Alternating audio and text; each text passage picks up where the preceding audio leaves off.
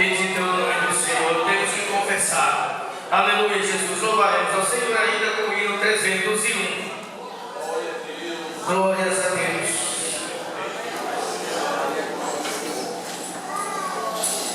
301.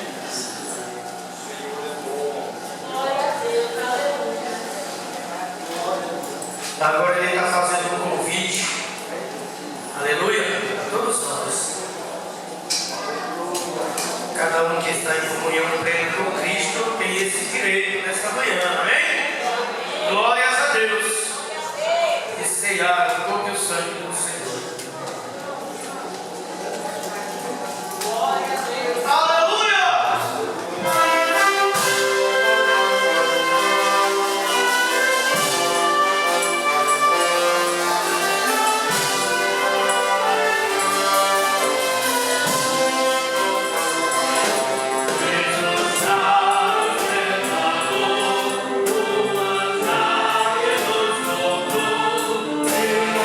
Oh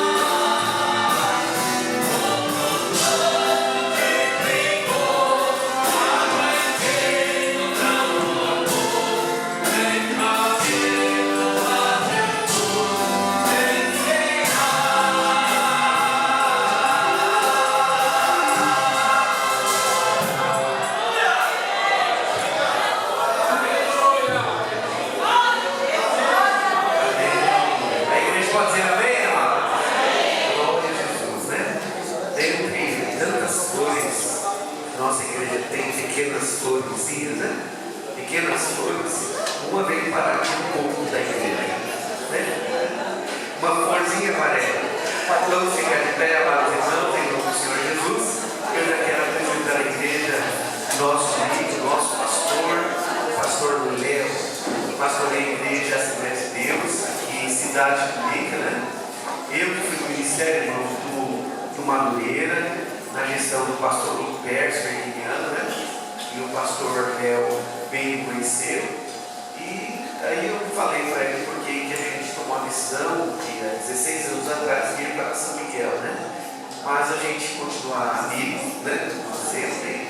E somos co-irmãos, né? Mas foi o Senhor que me trouxe para esse ministério, né? Se não fosse o Senhor, certamente eu já não estaria aqui há muitos anos atrás, pastor. Vou fazer 15 anos aqui ainda, sem ele estar me suportando. Não sei como, é milagre, né? Mas tem me suportando. Então, amado, eu quero apresentar esse pastor a vocês, é o pastor Léo, nosso amigo, e o pastor Gilson está ali também, nosso amigo pastor Gilson, né? E é um prazer ter o pastor Léo conosco nesta manhã. Ele estará ministrando a palavra de Deus. Que Deus use o pastor nesta manhã, em nome de Jesus, para que nós sejamos edificados pela palavra do Senhor. Lembrando da igreja, o pastor Léo. Louvado seja Deus. Eu quero cumprimentar a todos com a paz do Senhor. E externar aqui a minha gratidão, em primeiro lugar, a Deus, ao pastor Nelson, por esse convite de estarmos juntos. Sendo a nossa ceia foi ontem, né? Então é bênção da parte de Deus. Parabenizar essa linda banda. Eu fui maestra durante muitos anos de banda e corais também. E quando a gente ainda vê uma banda como essa, dá uma saudade tão grande, né? E uma coisa que eu amei demais foi tocar o baixo tuba. Eu passei por quase todos os instrumentos, né? De palheta, os de sopro, irmãos metais, e eu acabei depois, quando eu vim para Guarulhos, em 81, e tínhamos uma banda muito boa lá na congregação sede regional nossa, lá no Jardim de São João. Aí, como já tinha um maestro lá, eu fui lá para o fundão pegar o baixo tuba que estava parado. Muito lindo, parabéns, que vocês continuem nesse propósito de louvar a Deus através dos vossos instrumentos. Parabéns ao maestro, que eu sei a luta que é. Eu sei a luta que é. Precisamos estar sempre dando aula, né? Sempre dando aula para ir renovando, né, o plantel, porque muita gente se casa, muda, e é uma trabalheira, né? É que nem ser pastor, né? É que nem ser pastor. O senhor está aqui 15 anos de certo, já preparou muita gente que está por aí dirigindo. Como eu, que já tenho também esse privilégio, a maioria das igrejas por onde eu passei, a gente discipulou companheiros de púlpito, com pastores, presbíteros, que depois saíram a campo dirigindo também. Parabenizando a igreja por essa reunião tão linda nessa manhã de domingo, e aqui a gente poder estar juntos para comungarmos, participarmos do corpo de Cristo, do sangue de Cristo representado no pão e no cálice, relembrando a sua morte mais uma vez e aguardando a sua vida gloriosa. Quantos estão aguardando a vida de Jesus? Amém? Glória a Deus, glória a Deus. Abram as nossas Bíblias comigo no Evangelho segundo escreveu João, capítulo de número 6, para uma meditação na palavra de Deus. Quero aqui justificar a ausência da minha esposa, ela não está bem de saúde, estava até justificando com o pastor Edson o motivo do meu atraso, que nós ficamos até tarde ontem na igreja e depois chegamos em casa também, e conversamos até um pouco tarde, e ela tomou medicação de manhã, eu só posso sair depois que medico ela.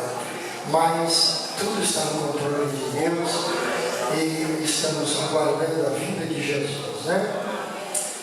Evangelho de João, capítulo número 6, e eu quero ler, meus irmãos, acompanhem aí, a partir do versículo número 53 até o de número 60, para a nossa meditação nesta manhã.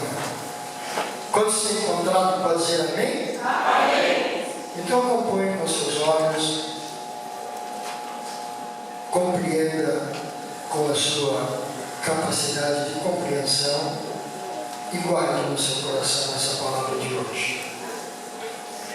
Versículo 53 até o 60, que vai dizer assim: E Jesus, pois, lhes disse: na verdade, eu vos digo que, se não comerdes a carne do Filho do Homem, e não beberdes o seu sangue, não tereis vida em vós mesmos. Quem come a minha carne e bebe meu sangue, tem a vida eterna, e eu o ressuscitarei no último dia. Porque a minha carne verdadeiramente é comida, e o meu sangue verdadeiramente é bebida. Quem come a minha carne e bebe o meu sangue, permanece em mim, e eu nele. Assim como o Pai que vive me enviou, e eu vivo pelo Pai, assim quem de mim se alimenta, também viverá por mim. Este é o pão que desceu do céu.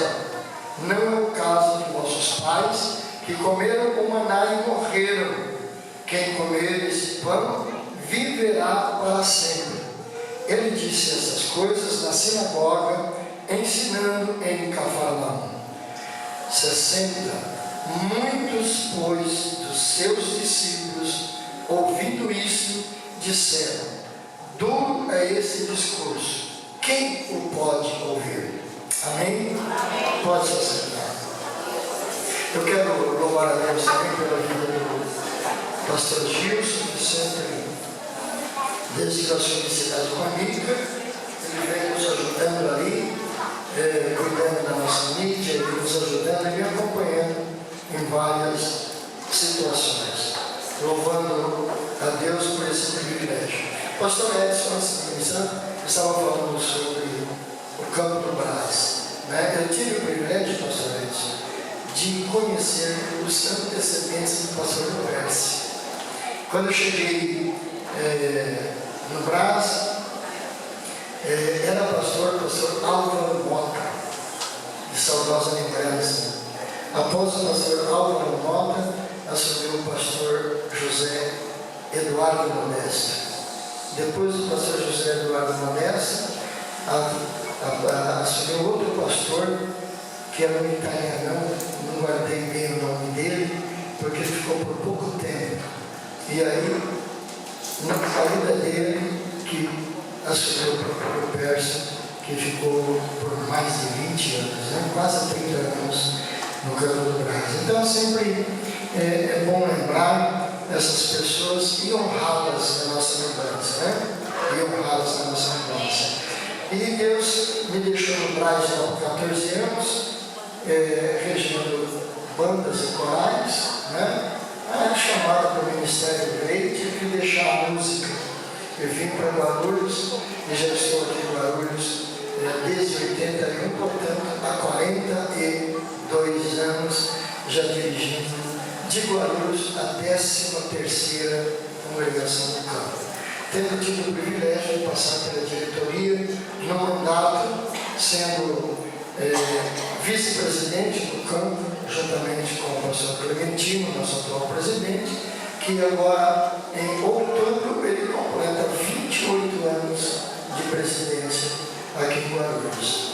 É tudo bênção de Deus que nos dá essas privilégios, Amados, essa leitura que acabei de fazer, que os irmãos acompanharam, do capítulo 6, já partindo para o final desse capítulo, ele começa com Jesus realizando aquele grande milagre da multiplicação pós o Sermão do Monte, Ele faz aquela multiplicação e diante daquele extraordinário milagre, quando ele termina de dirigir esse ensino, desse grande sermão, ele então se afasta de meio da multidão, porque a multidão sempre compreende muitas vezes as coisas, né? Eu vim conversando com o pastor Gilson no caminho, que cada um de nós temos uma forma, uma maneira específica de interpretarmos os acontecimentos ao nosso derredor, não é verdade? Muitas vezes o pastor fala alguma coisa aqui e alguém entende como um conselho, entende como uma exortação para a sua consolação e edificação.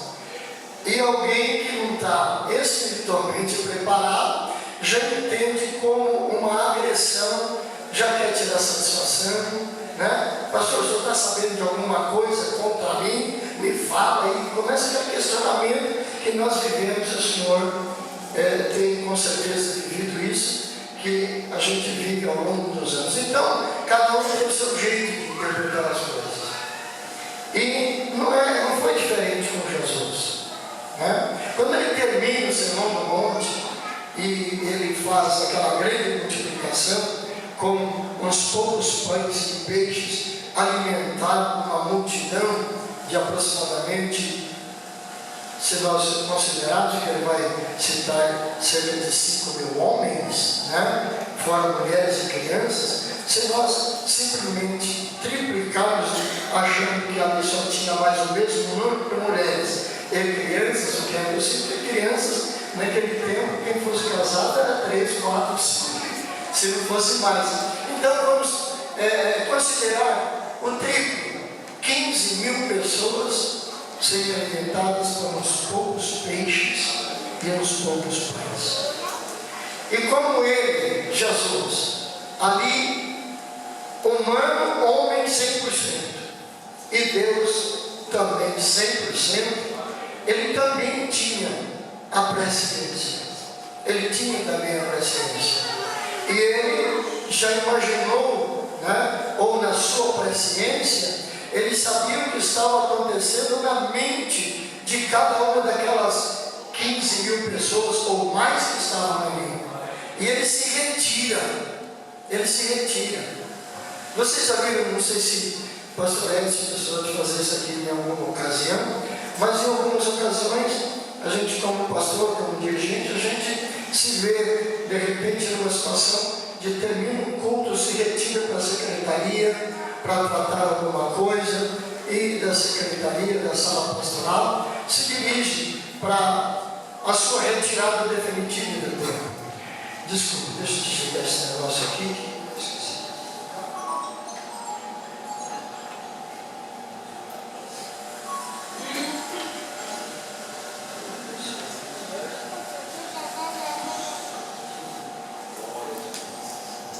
Então, acontecem essas situações e muitas vezes a gente tem que se retirar, né? Principalmente o pastor dirigente, aqui eu acredito que aconteça, quando o pastor permanece por aqui, o público todo vai cumprimentar o pastor, muitos irmãos vêm cumprimentar, dá um abraço ao seu pastor, ama o seu pastor, né? Vem parabenizar o pastor por alguma situação. Então Jesus não era diferente. Depois ele era cercado por muitas pessoas. Mas a sua paciência, ele percebendo o que estava ocorrendo, porque o próprio texto, se vocês lerem novamente, vão descobrir que, por que ele se retira, assim meio que na surdina, né? Por que ele se retira? Porque já estava um grupo, já estava pensando, né, em promover uma revolução política, e já achando que ele aceitaria isso e se tornar rei. Por isso ele se retira, né? E vai dizer esse capítulo 6 que ele se retira para o monte, ele vai lá, os discípulos também, após isso, os discípulos entram no barco, Jesus não entra, né? Aí vai ocorrer aquela grande tempestade em que os discípulos começam aquela batalha, apesar da sua experiência como pescadores, mas naquele momento a tempestade foi diferente de tudo que eles já tinham convivido, porque era uma experiência nova que eles tinham que enfrentar para amadurecer no ministério. ministério, para saber como suportar diversas batalhas que haveriam de vir a seguir. É como nós, como cristãos, nós muitas vezes não entendemos as dificuldades pelas quais nós passamos. Eu tenho certeza que cada um de nós aqui estamos, já enfrentamos N dificuldades, cada um da sua forma,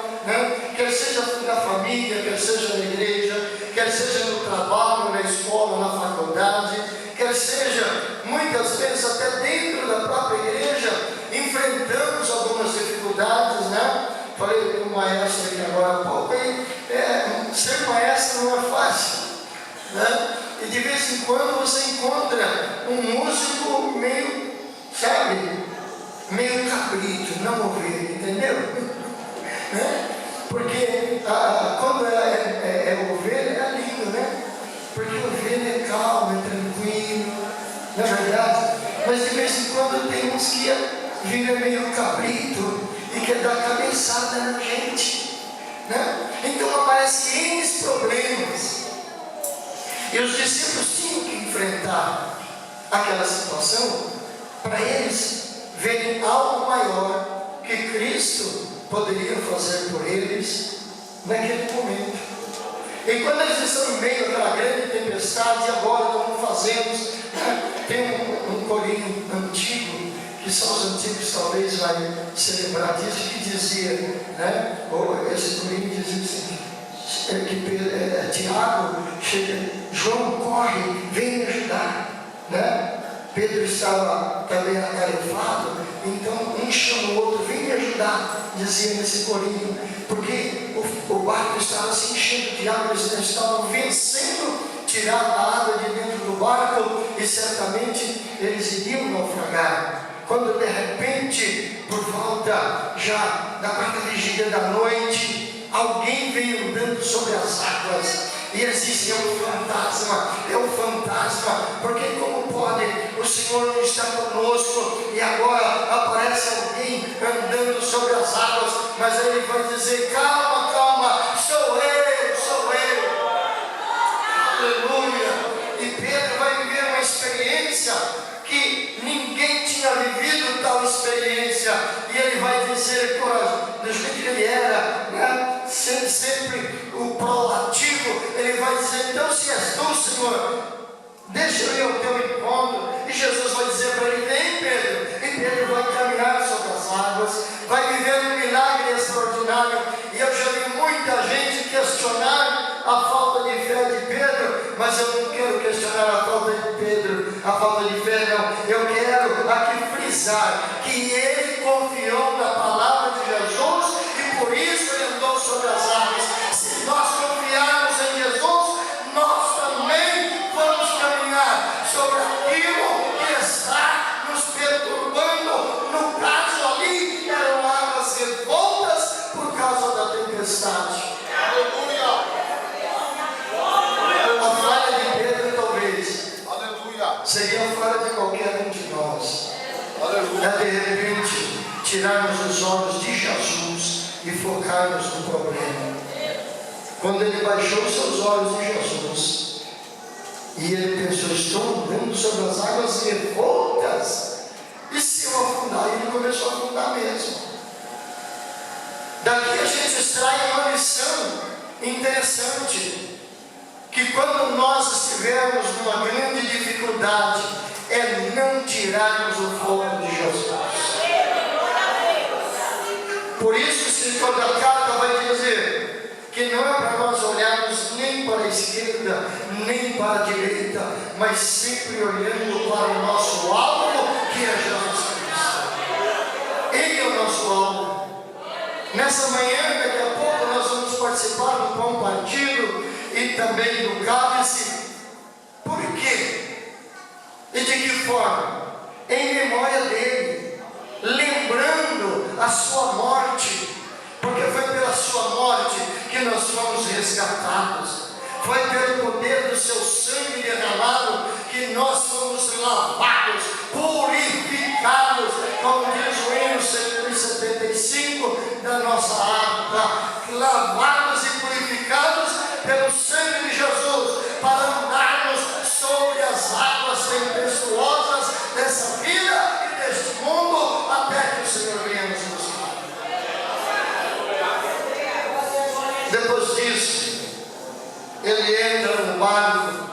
e se encaminha para outra banda, para Cafarnaum.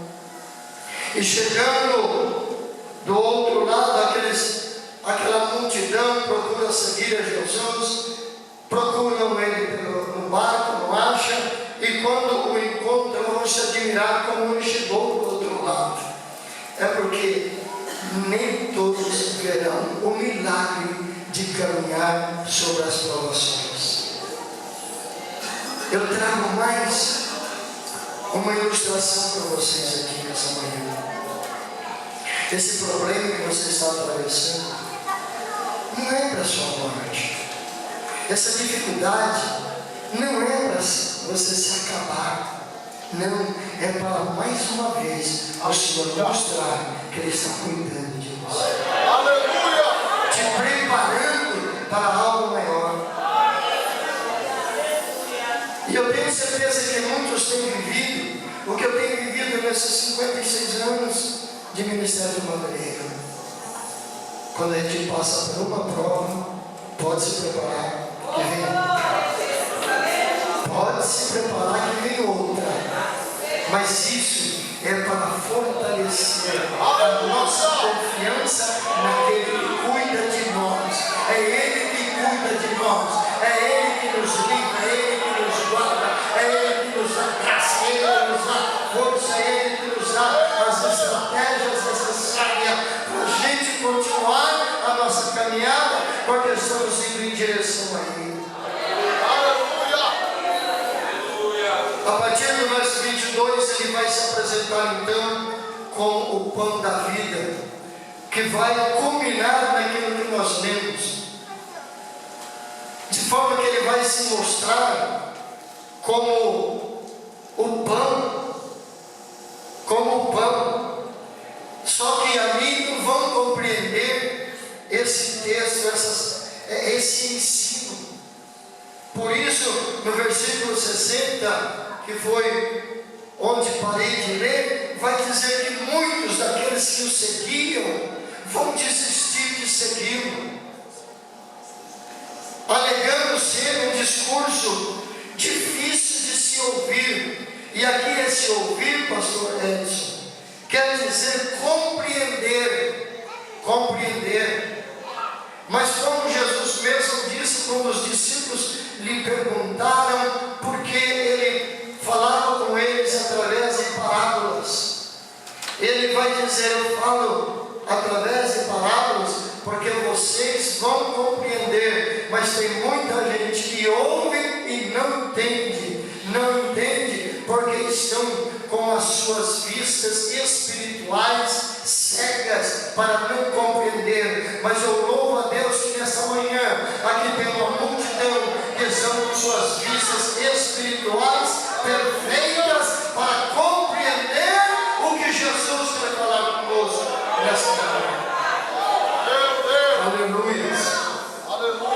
E ele então vai discorrer esse discurso dele acerca de se apresentar como o pão da vida, combinando com esse trecho que nós lemos a partir do 53. Realmente é incompreensível para quem não tem uma vida cristã, espiritual e compreensível diante de Deus. É difícil para alguém de fora compreender por que nós nos reunimos num domingo pela manhã, partimos um pão, consagramos um cálice e participamos como símbolo da carne e do sangue do Senhor. Vamos achar que nós estamos praticando um símbolo canibal, né? Que eu interpreto aqui nesse texto que muitos daqueles que seguiam Jesus estavam imaginando uma situação como essa. Tanto é que Jesus depois vai chamar-lhes a atenção e vai dizer: vocês me seguem por causa do pão, por causa do peixe, mas vocês não estão compreendendo que é muito mais do que isso. É muito mais do que isso. E daqui eu extraio uma lição contemporânea para os nossos dias. E vocês provavelmente já viveram essa experiência. Eu já vi N vezes nessas igrejas por onde passei, já fui presidente de um campo no Rio Grande do Sul, já dirigi igreja no Rio de Janeiro, e em todo lugar é a mesma coisa. Tem gente que vem para a igreja por causa do pão. Esses dias mesmo eu tive que conversar com uma senhora, que ela estava vindo de longe, ela cooperou com a gente durante um bom tempo antes da pandemia. E estávamos discipulando para o batismo. Quando veio a pandemia, ela desapareceu. Procuramos visitá-la e ela disse que estava com medo da pandemia. Eu disse, irmã, aquilo que tiver de acontecer conosco, é Deus que vai livrar. Para a glória de Deus, irmãos. Em Cidade Combica, nós atravessamos a pandemia e nós tivemos vários casos de pessoas que foram infectadas, mas não morreu um crente por causa da Covid. Não morreu um crente por causa da Covid. E eu fui visitar pessoas, essas pessoas que foram cometidas, eu fui visitá-las. Não podia vir a ceia, fomos levar a ceia. Não me atingiu nada. Sabe quando eu fui pego por ela? Quando no falecimento da minha filha, e naquela noite de velório, muitas pessoas, e eu debilitado, porque o sofrimento foi grande, minha filha mais velha, e a gente não se alimentou durante o dia, então o corpo estava com imunidade baixa, né? E eu passei mal depois do sepultamento. Meu filho me levou para o hospital por causa daquele mal que eu estava. Fui cuidar e depois no hospital eu fui infectado pela tal da Covid. No dia que o médico vai passar de manhã para me dar alta, que eu já estava bom do problema, né? Recuperado, aí mandou fazer o teste. Quando fez o teste, deu positivo. Aí ele falou, o senhor tomou vacina? Eu falei, eu estou vacinado. Eu estou vacinado pelo sangue de Jesus. Né? Eu falei, o senhor está vacinado? Então foi o seguinte, eu vou